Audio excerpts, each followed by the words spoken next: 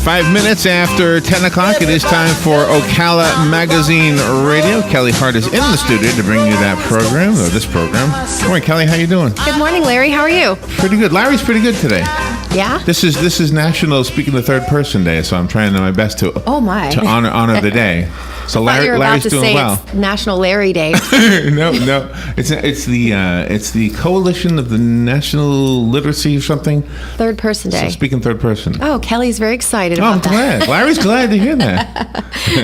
And who does Kelly have as a guest today? Our guest this morning is Marissa Manresa, and she is one of the writers for Ocala Magazine. Oh, nice. So as you flip through every month, you see her name, and we are very excited to have her here today. You know, every month we have a lot of consistent departments, and one of those is our medical journal, and we usually try to come up with the topics that are relative because there might be some relation, like if it's, National Something Month, we may try to relate it that way.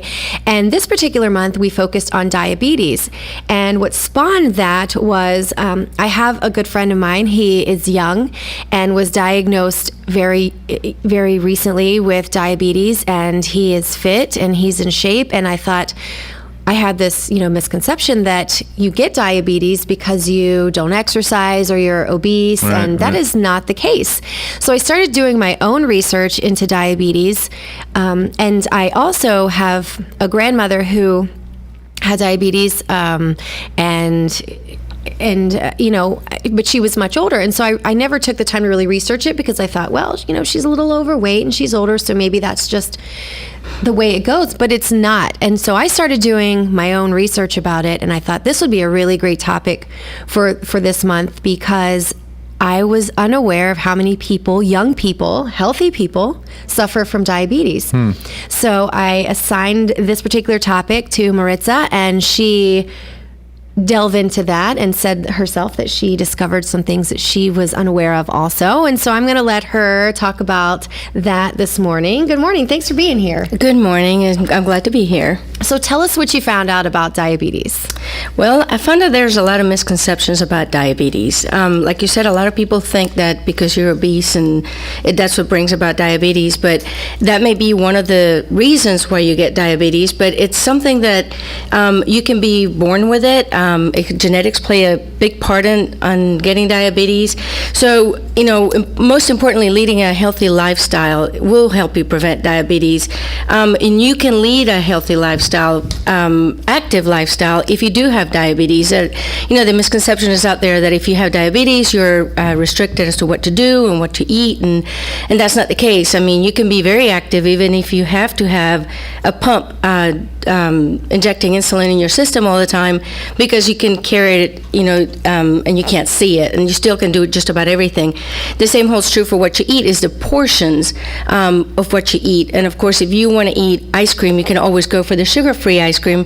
So it's not like you are going to have to do without all these things, is that you just have to change your lifestyle a little bit to accommodate the condition.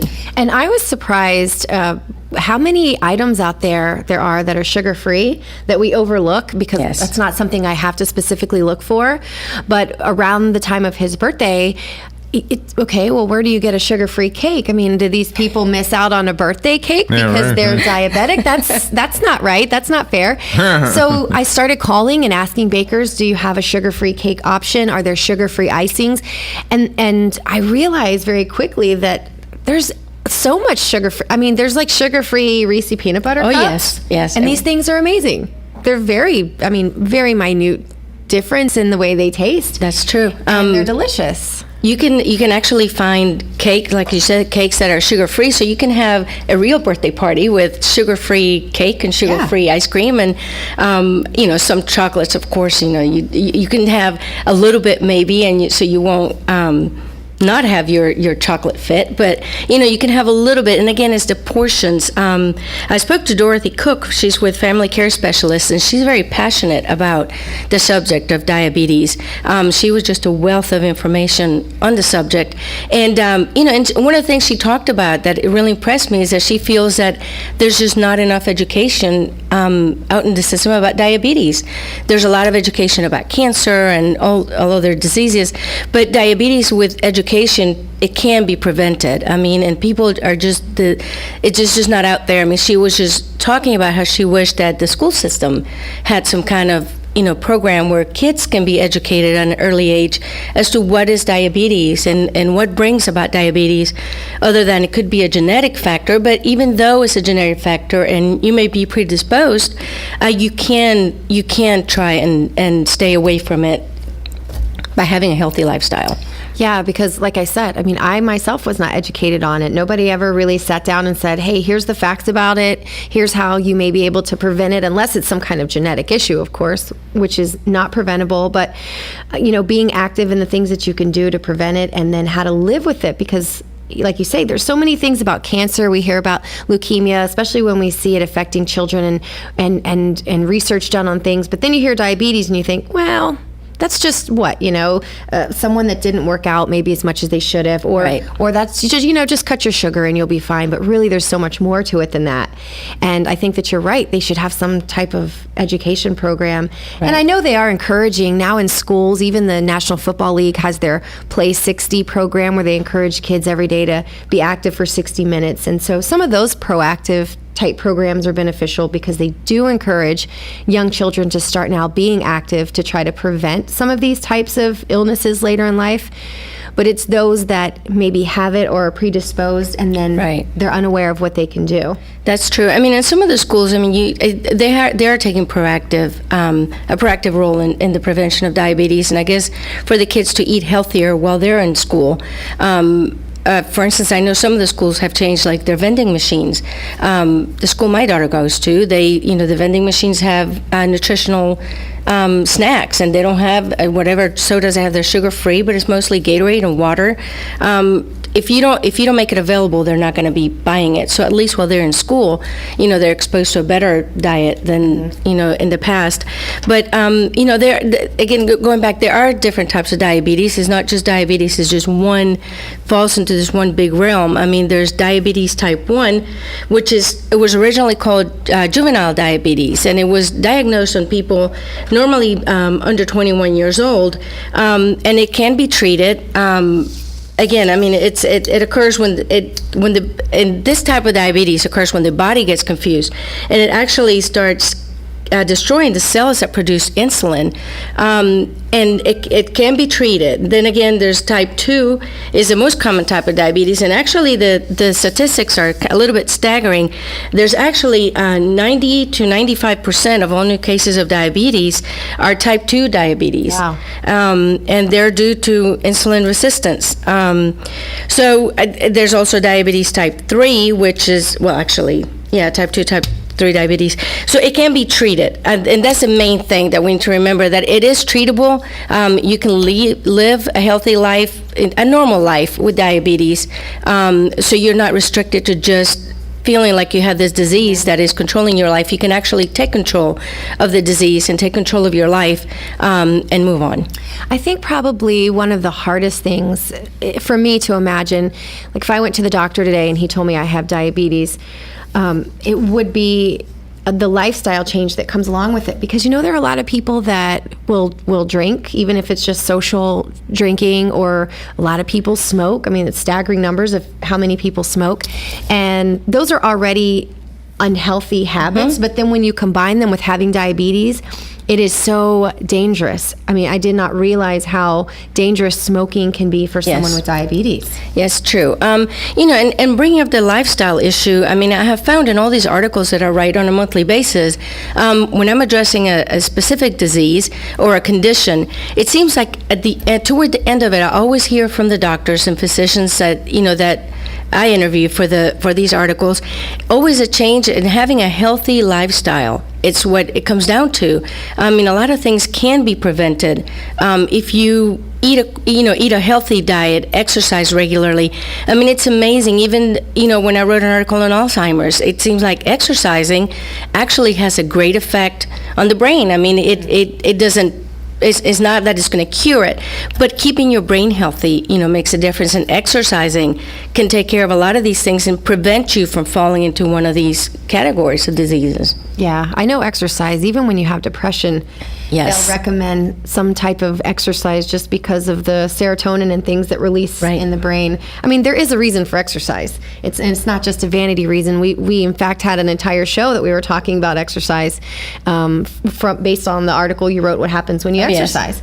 And we talked about how many great benefits there are versus just these vanity type benefits. And for somebody that's diagnosed with diabetes, as hard as it might be, you really have to just decide that your health is more important than some of your social factors. For example, I was born here in Ocala, and so I'm a Florida girl, and growing up, all I really wanted to do was lay out by the pool, by the beach, be tan. We use accelerators and lay out on tinfoil and all of these crazy things that we do to get this amazing tan. And a few years back, I had just a random spot. I thought it was like a misplaced freckle or something on my back, and it was melanoma. And that was very scary for me. And my dermatologist said, you are not going to be able to do all the laying out and the sunbathing like you were used to doing. And when you really think about that, it's like, man, me and my girlfriends, I mean, we literally plan trips around the idea of laying out in the sun and being tan. And so it was really a lifestyle change. I mean, it's not as major as what some people I know have to endure based on a diagnosis of sorts, but you really just have to decide that your health is more important. And, wearing sunscreen and wearing hats, I mean, these are things I do now, but in the long run, my health is more important. And I can only imagine a doctor saying, you have diabetes, you're going to have to give up smoking to a smoker who may have been smoking Yes. for years. That's true. I just, and just like you said, it's a matter of making those choices.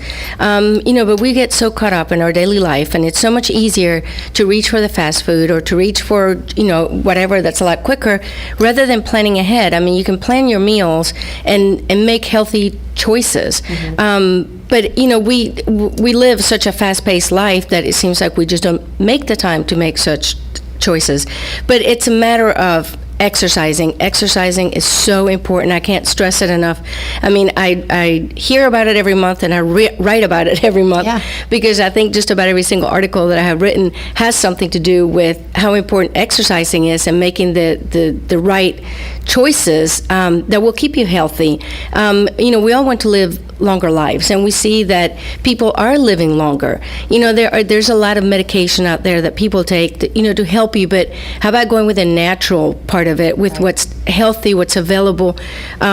So just take a moment to think about what's more important. Do I want to live a life, being subject to having to take insulin shots every day, or do I want to live a life that I can eat less of that wonderful cake and eat less of that delicious ice cream, but yet live a longer life and healthier? Did it, in your research when you were writing this article, did it say anything, or did you come across anything that would let somebody know, hey, I might have diabetes, or I might need to be checked out? Because, a lot of illnesses, you have symptoms. Your body starts to tell you something isn't right, and it might be a variety of things, and then, prompts you to say, something's not right. I better go call my doctor. I better see what's going on. And I wouldn't know, I know it's like being sluggish and certain things like that. Actually, again, Dr. Cook was mentioning to me that some of the initial symptoms that result in the elevated blood sugar is you can have excessive thirst, which is, who would have ever thought of that? But when you're constantly thirsty, you may drink water and you're still thirsty. I mean, that's not something to just overlook. There is an issue there. So that's one of the main symptoms, and yes, feeling sluggish, and sometimes when your blood sugar drops, you may feel a little lightheaded. Those are things that should not be overlooked. And again, we get so busy that we feel a little off and we think, oh, we just brush it off. And it's not that you're going to be running to the doctor every 5 minutes, but there are symptoms that you need to pay attention to, because if they're treated ahead of time, the consequences are going to be less. Diabetes detected at an early stage, you can address it and take care of it rather than let it go to a point where you're going to be insulin dependent. Mm-hmm. That being thirsty symptom is kind of a scary one because we live in Florida. It's hot. Yes. And so I could see where somebody, just based on the fact that, it's hot all the time and the sun's out and, so you might be thirsty, you might be warm, where it would be easy to overlook that symptom because you just would assume I'm thirsty. Yes, and and if you're predisposed to the condition, genetics do play a big part in diabetes. It's not that because somebody in your family has it, you're going to end up having it, but again, you're predisposed to the condition, so you have to be more aware of the symptoms and be more aware of your lifestyle so that you will prevent that condition. Just like cancer, people who have breast cancer in their families, that you are told that you need to have screenings more often and you need to be aware and constantly be looking out for symptoms and signs so that it can be detected at an early stage. The same goes for diabetes. And again, education has a lot to do with it. Like I said earlier, there's not enough education out there, so people know that, these are symptoms that need to be addressed. Don't overlook it, because the longer that you wait, the worse it's going to be and the harder it's going to be to take care of. I would be interested in knowing if there's more cases of diabetes in the South versus maybe the West Coast or up north because of the fact that we use so much sugar in our tea. And we, we're Southern, so we use a lot of sugar. I know my mother alone, I always joke with her, but not too much because I love her tea. I don't want her to stop making it, but I'll joke with her and say, would you like some tea with your sugar? Because it's so sweet. And that's what we've been raised on, basically. Right. So I wonder if there's some correlation. Did you find that? Well, actually, I did find that Hispanics, the Latin community, tends to have a higher rate of diabetes than white people. And I guess it's because of our diet. I'm Cuban, so I can tell you that our diet can be pretty unhealthy at times. It's delicious food, but is not the healthiest one. And newer generations, we try to eat healthier than our parents and our parents' parents, because we're now are aware of the dangers and that are brought about by the unhealthy eating habits. All the rice turns to sugar. That's not good, and we eat a lot of rice. So genetics and your race has something to do with it. So not so much the North and the South because of sugar. I'm sure that plays a part too, because Southern iced tea is very sweet. Yeah, so a Cuban in the South is really a dangerous yes, a bad combination.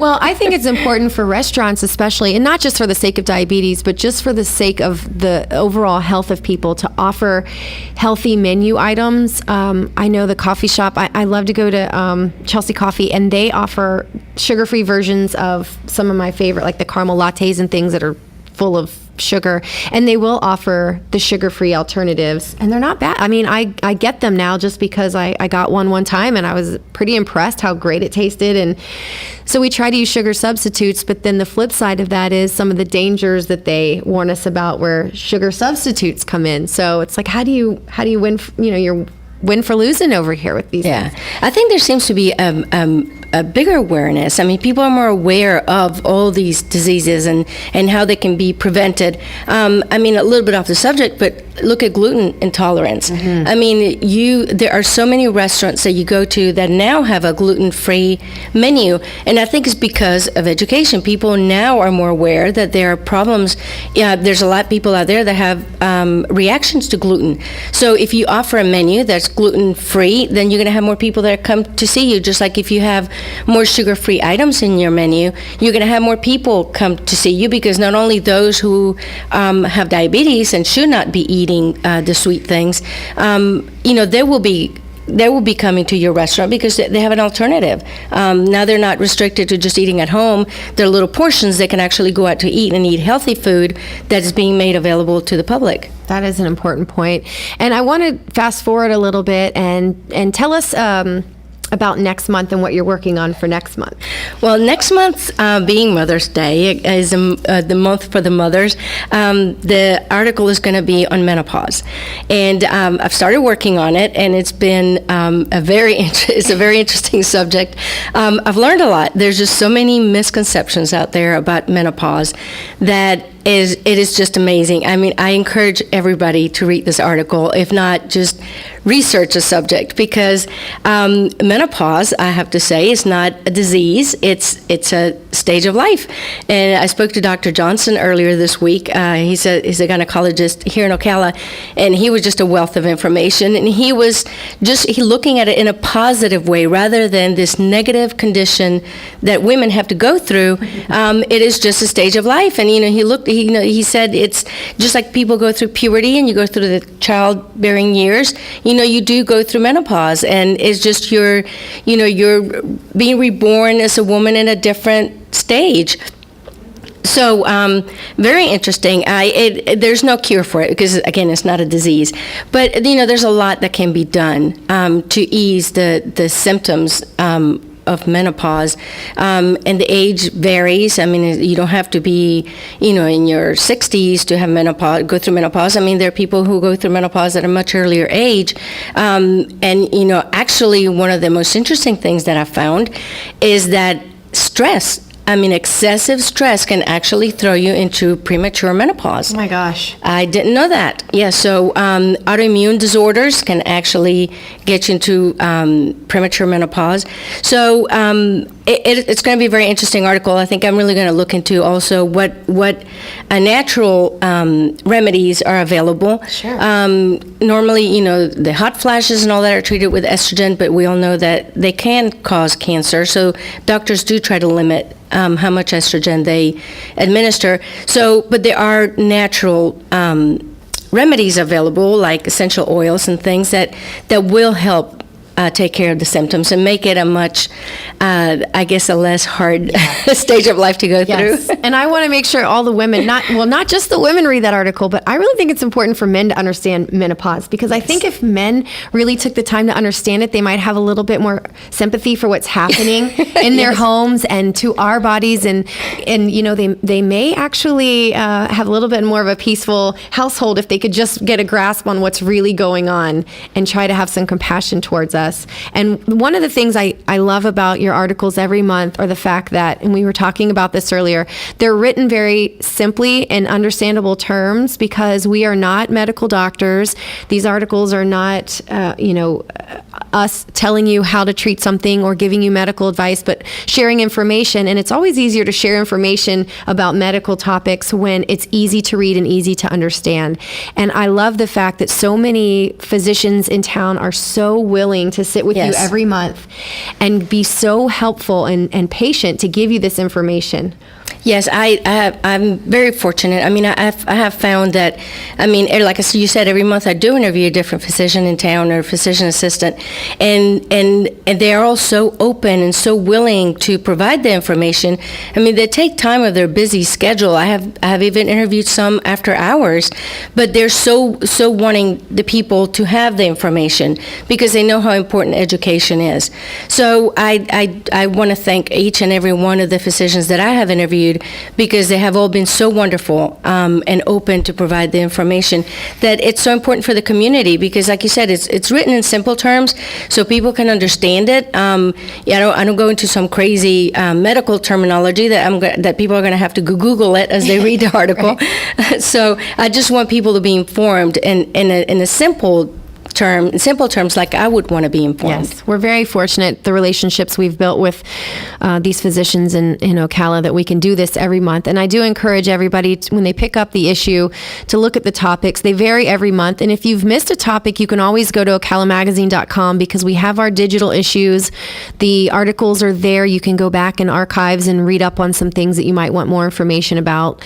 Look for the menopause issue in the next or feature in the next next issue. And then we also want to remind you to go to our Facebook page. You can find us, Ocala Magazine, on Facebook, because we've been giving away a $100 gift certificate every single day this month, and I believe that goes through April 4th. So there's still plenty of time to get on our Facebook page, like us, and get that information, because a $100 gift certificate would be a perfect thing to do for, over the weekend or for dinner. So make sure you go over there and like us and share us. And thank you, Maritza, for being here this morning. Thank you for having me. We love your articles. We love having you at the magazine. Thank you, Larry, for having us this morning. Thank you, Kelly, and thank you, Maritza. You're welcome. Great conversation. Thank you. All right, we'll take a little break and we'll be right back. Just wanna be your